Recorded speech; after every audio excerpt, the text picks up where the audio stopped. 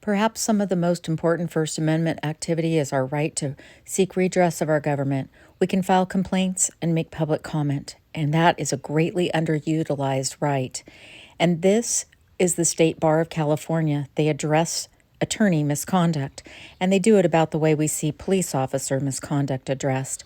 And when the children who have grown up in our family court grow up and start making comments and complaints about what went on in their lives because of these attorneys, and these kids also know how to use social media, things are going to change. Orange County, and I have since aged out, but I still continue to see the torment that it puts onto my mom and my brothers. And I ask that there be justice sought out for the kids that are suffering, other than me and my own family personally. And I would just like to see something get done, because kids shouldn't be harmed in this way. And it tormented me for years, and it still torments me to this day. I just wish there could be something done, and there can be something done. You just have to have the motivation to do it. And I'd love to see you guys do something about that.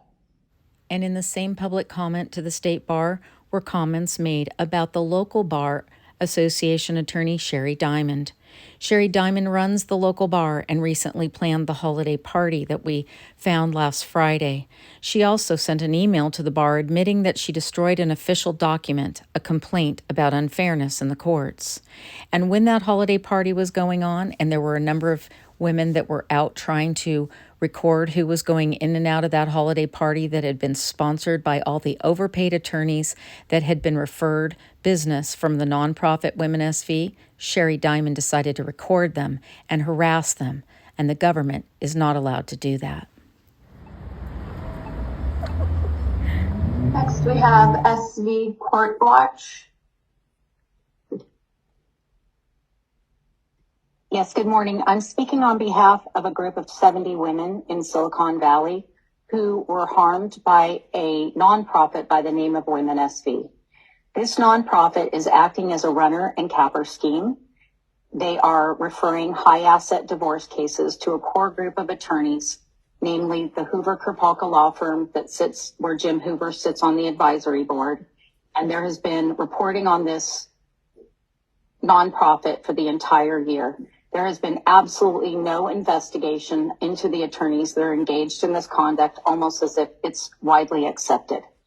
Last Friday, 2 of the women who were harmed by this runner and capper scheme, one is 62 years old and the other one lost custody of a young child, went to record who was going in and out of the Glass House venue in San Jose, where the local bar was hosting their party and where the Hoover Kropalka law firm was a sponsor. Sherry Diamond was placed at the front of that venue, and she then came out and started to record the women and harass them and try to intimidate them from engaging in what is clearly First Amendment protected activity.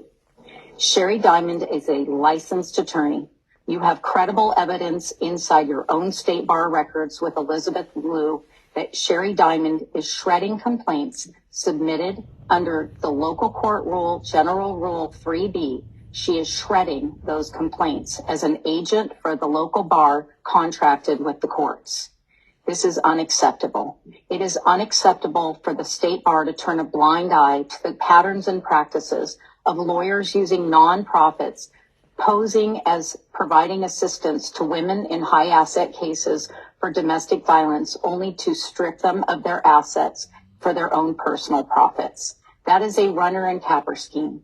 When attorneys, personal injury attorneys, were going to the hospital beds of the most vulnerable accident victims, society said that was unacceptable. It is also unacceptable for family law lawyers to prey on people who are involved in a divorce or a probate matter and strip them of their assets and impugn their credibility as well as impair their mental health because of the legal system. We have allowed these attorneys to do this, and the state bar continues to delay complaints about attorneys, not investigate them properly, not assign them to special prosecutors when they should, and further allow these attorneys not only to continue to act with impunity, but to give them awards and elevate them in the legal community as if this is the new norm. If the legal profession wants everyone to believe that they behave as wolves of Wall Street, then that is what is happening. Having a holiday party sponsored by family law attorneys at the Glass House in Silicon Valley is as close to the Wolf of Wall Street as we can get. It is Tom Giardi's spinoffs, and the State Bar is saying that it has done its job, and it knows it has not. You must investigate Sherry Diamond and all of the members of the Santa Clara County Bar Association who hosted a holiday party and gave judges a free lunch. Thank you. All right, thank you for your comment. The individuals working for the government will always try to chill speech and violate our First Amendment rights. We've seen it with police, and lawyers are no better. This is Nicole Ford and BJ Fathom. They are divorce attorneys in Santa Clara County. They work for the local bar as co-chairs for the Diversity, Equity, and Inclusion Committee. They've also been known to get referrals from Women SV, and they were at the holiday party. But more importantly, they are the only two divorce attorneys in the county who have obtained restraining orders against journalists and against individuals who court watch in order to explain to the public what's going on, because we don't have cameras or transcripts in most of those proceedings these days. Famous attorney in San Francisco. No comment, sir. Okay. Is this your witness? BJ Fathom? No comment, sir.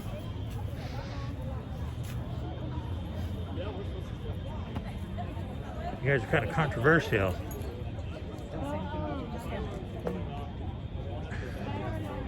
No media interaction though, huh?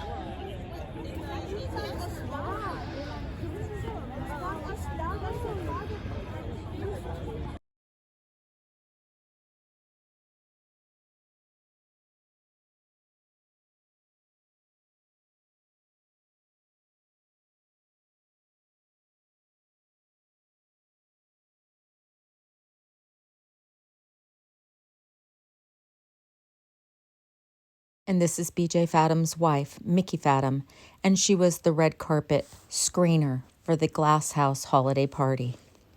Mr. Brandon Stallings, I'm very concerned here. I know that the State Bar has a long and sordid history, and I think that the State Bar should be just shut down at this point, or perhaps placed into a federal receivership, perhaps certain functions outsourced to private companies that could actually be managed and are just not one giant cancerous tumor. The State Bar was originally designed to be an extension of actually it's a club. That's perhaps one of the most hilarious things here, purported or, feigning ignorance of the suffering, when we know that there are over 15,000 complaints submitted, and, in excess of 80% of them are summarily dismissed. I would really implore also that Ms. Leah Wilson resign, because I saw her texting on her phone while the woman was describing some of the horrors that she experienced in the court. And it's really, really disturbing that Ms. Wilson's face was reflecting the light of her mobile device when a person is, pleading such a horrific, matter. So, in conclusion, I think that the State Bar cannot fix itself, and hopefully the Department of Justice can look into maybe a civil RICO investigation, and then just dismantle the State Bar. Thank you very much for your When time. judges in the State Bar allow divorce attorneys to use restraining orders and weaponize them purely for profit, and we don't do anything about it, it's time to take our grievances to the court of public opinion. Bassy, you need to leave.